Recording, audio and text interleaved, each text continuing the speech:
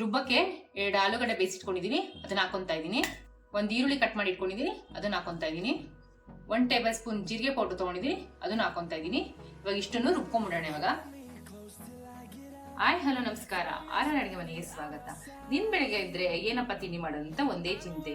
ಇವತ್ತು ಒಂದು ಈಸಿಯಾಗಿ ಕ್ವಿಕ್ಕಾಗಿ 2 ಆಲೂಗಡ್ಡೆ ಮತ್ತೆ 1 ಈರುಳ್ಳಿ ಇಟ್ಟು ಮನೇಲಿರೋ ಪದಾರ್ಥಗಳನ್ನು ಸೇರಿಸ್ಬಿಟ್ಟು ಒಂದು ಬ್ರೇಕ್ಫಾಸ್ಟ್ ಹೇಗೆ ಮಾಡೋದು ಅಂತ ತೋರಿಸ್ಕೊಡ್ತಾ ಇದ್ದೀನಿ.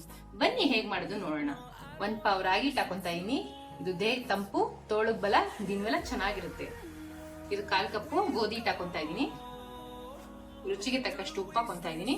1 ಚಿಟಿಕೆ ಸೋಡಾ ಹಾಕೊಂತಾ ಇದ್ದೀನಿ.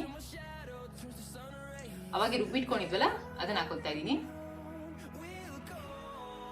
ಬನ್ನಿ ಇದನ್ನ ಮಿಕ್ಸ್ ಮಾಡ್ಕೊಂಡ್ಬಿಡೋಣ. ಒಂದ್ ಸ್ವಲ್ಪ ನೀರ್ ಹಾಕೊಂತಾ ಇದ್ದೀನಿ, ಒಂದು ಅರ್ಧ ಲೋಟದಷ್ಟು.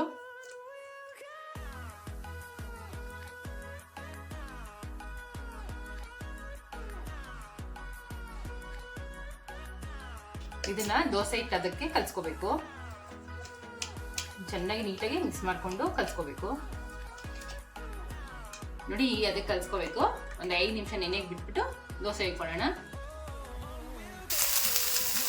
ನೋಡಿ ಹೆಂಗ್ ಕಾದಿದೆ, ದೋಸೆ ಹಾಕೊಳ್ಳೋಣ.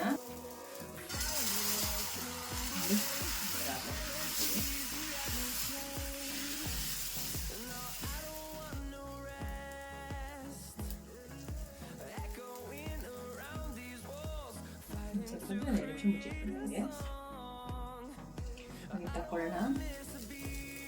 ನೋಡಿ ಎಷ್ಟು ಚೆನ್ನಾಗಿದೆ.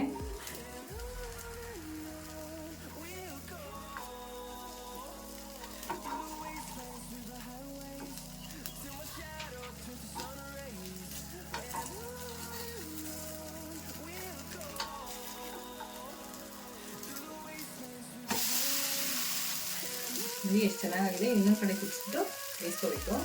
ಇದಕ್ಕೆ ಕಾಂಬಿನೇಷನ್ ಈರುಳ್ಳಿ ಚಟ್ನಿ ತುಂಬ ಚೆನ್ನಾಗಿರುತ್ತೆ. ನಾವು ಈರುಳ್ಳಿ ಚಟ್ನಿನೂ ಮಾಡಿ ತೋರಿಸಿದ್ದೀನಿ. ಒಂದ್ಸರಿ ನಮ್ಮ ಡಿಸ್ಕ್ರಿಪ್ಷನ್ ಲಿಂಕ್ ಕೊಟ್ಟಿರ್ತೀವಿ, ಹೋಗಿ ಒಂದ್ಸರಿ ವಿಡಿಯೋ ನೋಡಿ.